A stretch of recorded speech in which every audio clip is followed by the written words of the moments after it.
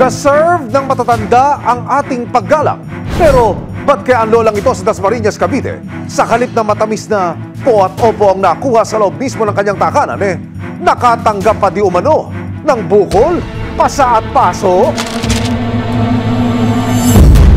Sa closed-circuit television o CCTV footage na ito, makikita ang bunsong anak ni Nanay Edeng na si Tetet at ang kanyang mga kamag-anak sa Eskinita sa Cavite gabi ng April 12, 2024. Nang mga oras din daw na iyon, hinimatay na pala sa loob ng kanilang bahay ang kanyang 87 taong gulang na ina na si Nanay Edeng.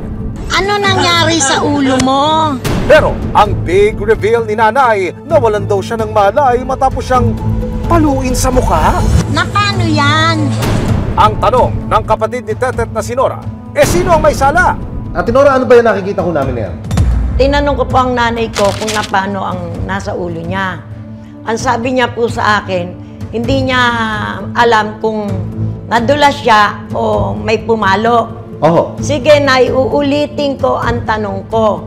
Ano nangyari sa ulo mo? At bakit may ganyan kang pasa kalaki? Sabi niya, may pumalo sa ulo ko. Ano nangyari sa ulo mo? Ha? Hindi ko alam kung sino pumalo.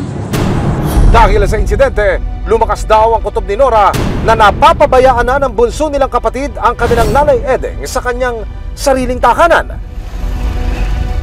Nakikitira sa bahay ng kanilang Nanay Edeng ang kanilang bunso na si Tetet. Sana inalagaan yung mabuti. Kung hindi man ninyo maalagaan na pagkain o ano, hindi, humihingi naman si nanay sa akin. Kasi po, kaya hindi na ako napasok kasi nga po, may gap na kami ng kapatid ko. Kaya naman itong April 19 kasama ang resibo, dumulog si Nanay Nora sa Barangay San Manuel 1 para magpatulong na makita ang kalagayan ng bahay ni Nanay Edeng. Sana maalis sila doon. Marami na po sila kasi meron pong nangyaring hindi maganda. Ngayon, ang inaano ko, safety ng nanay ko. Ang gusto ko po na mailagay siya sa maayos na bahay niya. Pagdating sa bahay ng kanyang ina, nagulat sila sa kanilang nakita. Dito po siya nag-i-stay yung senior citizen po natin. Aba, ang tulugan ni Nanay Edeng, nasa labas na ng bahay kasama ang mga alagang aso. Wow! Kung sino pa ang may-ari ng bahay, siya pa ang naetya puwera. Sa sitwasyon po kasi nung matanda, kumbaga hindi komportable po kasi, di ba? Bigyan natin magandang pwesto. Kaginawahan, kumbaga. Habang nag-iikot, humarap na ang kapatid ni Nora na si Tetet. Okay lang ganyan. Ngayon, tatanggalin ko yung yan. Dito ko lalagay namin na sinasabi niya. Ang solusyon ibibigay po natin dito kasi kung may mag-aalaga po sa nanay nyo. Kaya Ito na nga kami kasi sa ko isitira yung kapatid ko dyan. Sa kandibala na siya. Opo, opo. Ang main concern ni Tetet, paano naman daw ang kanyang mga apo?